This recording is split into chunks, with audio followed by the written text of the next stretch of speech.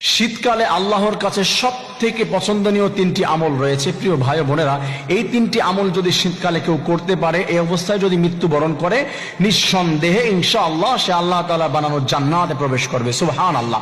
শীতকালে অনেক ইবাদত করতে আমাদের বাধা চলে আসে, অনেক ইবাদতে আমাদের অলসতা চলে আসে, অনেক প্রবলেম ক্রিয়েট হয়, আমরা ইবাদত করতে চাই না। আল্লাহ তাআলা বলেন, আমার যে বান্দা শীতকালে ফজর এবং এশার সালাত যদি কন্টিনিউ আমল করতে পারে, আদায় করতে পারে, কারণ এশার সালাত আদায় করতে একটু কষ্ট হয়, একটু ঠান্ডা বেশি থাকে, এবং ফজরের সালাত আদায় করতে একটু কষ্ট হয়, এটা ঠান্ডা বেশি থাকে।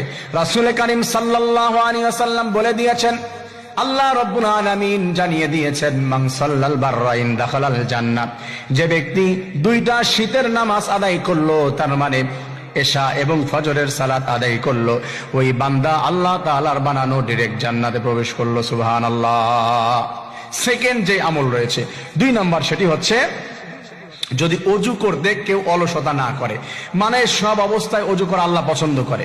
শীতের দিনে পানি ধরতে একটু কষ্ট হয়ে যায়, সেটাকে উপেক্ষা করে আল্লাহ তাআলা বলেছে, আমার বান্দা যদি সব সময় অজু রাখে এবং অজু করতে পারে, নামাজ পড়ার জন্য অলসতা করবে না, ফেলে দিয়ে অজু করার চেষ্টা করবে, আমার ওই বান্দা বান্দিকে আমি আল্লাহ রাব্বুল আলামিন হাসরের ময়দানে অজুর স্থানগুলো ঝলমল করে দিব, জান্নাত দান করে দিব। এবং শীতকালে আমি অনেক বেশি পছন্দ করি, আমি আল্লাহ যদি মৃত্যুবরণ করে সঙ্গে সঙ্গে জান্নাত দান করে দিব। সুবহানাল্লাহিল আযীম। প্রিয় ভাই বোনেরা, থার্ড লেভেলে যেটা রয়েছে 3 নাম্বার, সেটি ফরজ গোসল। অনেকের ফরজ গোসল হওয়ার পরে শীতের দিনে গোসলই করতে চায় না, খুব বেশি কষ্ট হয়। এমনিতেই ফরজ গোসল অনেকেই করে না, এরকম অভ্যাস রয়েছে।